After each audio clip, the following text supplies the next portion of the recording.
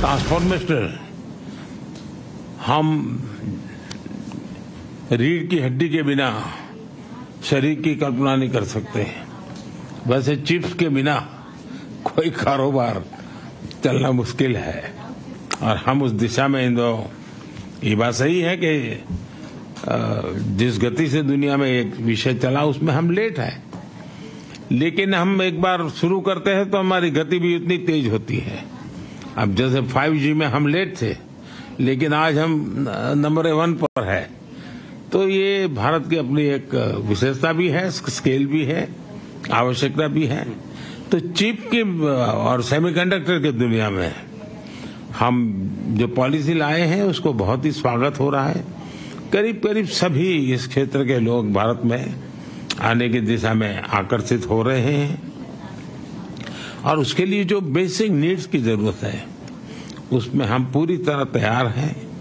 चाहे पॉलिसी की बात हो, वहां पर आवश्यक इंफ्रास्ट्रक्चर की बात हो, सेंटर और स्टेट गवर्नमेंट का एक प्रकार सहयोग हो, इन सभी चीजों में हम साथ में हैं। और इसलिए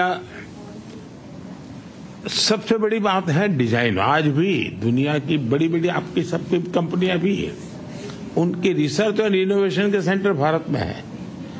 सबके सब भारत के टैलेंट से आप पूरी तरह परिचित है। भारत के टैलेंट पर आपका पूरा भरोसा भी है।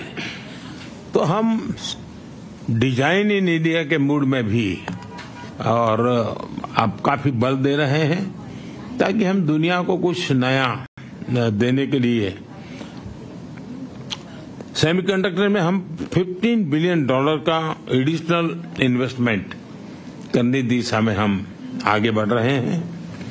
दुनिया भर से भी, जैसा मैंने कहा, इन्वेस्टमेंट आ रहा है, और भारत का प्राइवेट सेक्टर भी इन दिनों में काफी इस मात्रा में निवेश कर रहा है। हाल ही हुए हमने एक सेमिकॉन इंडिया समिट की, आप में से कुछ साथी उसमें थे भी। भारत के पास global semiconductor ecosystem supply chain में एक रिलायबल और क्रेडिबल पार्टनर बनने की पूरी क्षमता है। आज हमारा इलेक्ट्रॉनिक सेक्टर $150 बिलियन से ज्यादा का है। हमारा लक्ष्य इसे 2030 में $500 बिलियन तक ले जाने का है, ताकि इस सेक्टर में 6 मिलियन नई जॉब्स की हम आपूर्ति कर सकते हैं। इन लक्ष्यों को पाने के लिए हम इंडस्ट्री के साथ जितना ज्यादा सहयोग बढ़ सकता है हम उसके लिए तैयार हैं, और मेरी सिस्टम को भी प्रोएक्टिव करने की दिशा में मैं सफल रहा हूं। भारत में 500 मिलियन से ज्यादा की वर्किंग पॉपुलेशन है।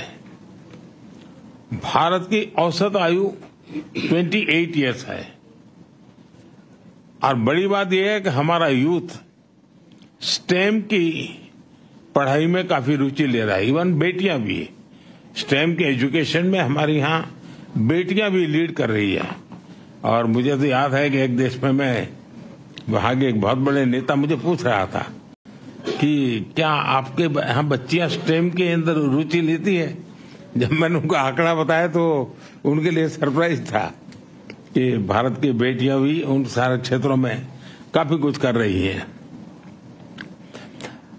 यूथ का ट्रेनिंग एंड अपस्किलिंग, ये मैं मानता हूं कि बहुत ही फोकस रिक्वायर है, क्योंकि जिस प्रकार से टेक्नोलॉजी में अपग्रेडेशन होता ही चला जा रहा है, और स्किलिंग में अगर हम अपग्रेडेशन नहीं करते हैं तो शायद हम रुक जाएंगे। तो मेरा बल उस दिशा में भी उतना ही ज्यादा है। और इंडस्ट्री 4.0 के लिए इंडस्ट्री रेडी वर्कफोर्स, वो हम एडवांस में काम करने की दिशा में आगे बढ़ते हैं। आपका अनुभव और आपकी रिक्वायरमेंट, उसके आधार पर अगर कोई हमारे पास प्रोडक्ट मिलता है कि भाई ये हमें चाहिए, तो हम उसके आधार पर काम आगे बढ़ा सकते हैं और बहुत तेजी से इसको हम बढ़ा सकते हैं। हमारा लक्ष्य 1-2 सालों में 85,000 technician, engineers and R&D experts, उनका हम निर्माण करना चाहते हैं। उस प्रकार का हम इकोसिस्टम बना करके रिक्वायरमेंट अनुकूल स्किलिंग, उस दिशा में हम बल देने का प्रयास कर रहे हैं। सेमीकंडक्टर डिजाइन में तो 20% हिस्सेदारी भारत की है, और अब सरकार ने हर सेक्टर के लिए डिजाइन इन इंडिया